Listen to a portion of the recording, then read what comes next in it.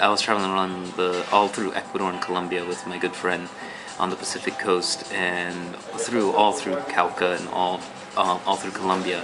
And on this trip, I met someone who became my friend. Her name is Kelly Morales, and she is from the Pacific coast of Colombia. Her family is originally from Tumaco, so she was the one who initially really got me to the access to travel to these places on the Pacific coast. But when we were first backpacking, you know, we would travel along these areas and find these towns that were really just kind of under siege by a lot of different groups, and kind of really have and different groups of narco trafficking, people trying to control, and they're all on the water, you know. And you would hear all these stories about, you know, men getting into these homemade submarines that they build in the jungle, the go fast boats, you know, getting inside these big boats with like giant motors on the back and gunning it towards Central America, towards Mexico. And I always thought it was a very interesting world, and something that not a lot of people really had seen before. And then, so when I went back in 2010, I went back for a much more extensive research trip with Kelly, and I got permission from the Colombian government to go to Malaga Naval Base, where they have real captured narco submarines and torpedoes and go-fast boats, to see them firsthand. Technically, this is my thesis film. But I was finished with my classwork at this time, and I was matriculating, which is, you know, you're working on your thesis, but you're not in classes. So what was nice about it is that it gave me time to go back and travel. We had a great directing teacher named Bill Riley, who unfortunately has passed, but he was a huge influence on me and Alan. I mean, one of the reasons why me and Alan started working together is because we kind of felt like we had the same sensibilities when it came to drama and what drama is, and dramatizing scenarios and situations. I was just a young man.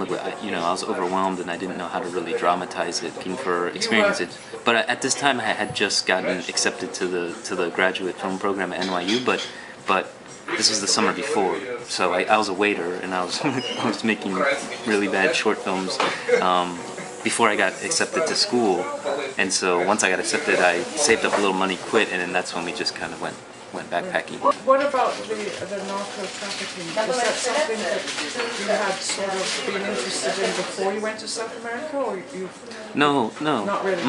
No. I mean, that all came from like the realities of what was going on that was shared with me from the people, you know, like, and I was just like, wow, man, this is some intense stuff that goes on here, and I think, you know, a lot of people don't know about this, and these areas are just kind of, you know, forgotten by a lot of people, and the people that have been socially excluded from a lot of things. And I was like, there's a film here. I don't know exactly what it is, but there's some sort of film to be made here.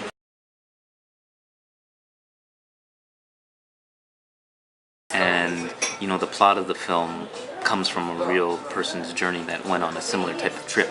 Obviously, it's fictionalized, but kind of the things that happen in the journey as they go along are kind of inspired by a real man's journey. It was a man who went on a go-fast boat from Buenaventura to Panama, and then, you know, the heart and soul of the film is about these two estranged brothers that haven't seen each other, and that was our way of kind of giving the heart, giving the film a heart, you know. And so you know, these three guys coming out of the mangroves and swamps of Buenaventura are in this battered fishing boat, and behind them they're tugging this narco-torpedo, which is a contraption that hides under the surface of the water, and you tow it, and it's full of, you know, 100 kilos of cocaine. Now they use actual submarines that submerge because the technology has advanced so much. But, you know, from talking to people and stuff, it's all these different methods are still utilized. You know, there's a lot of stuff coming in and out of Buenaventura.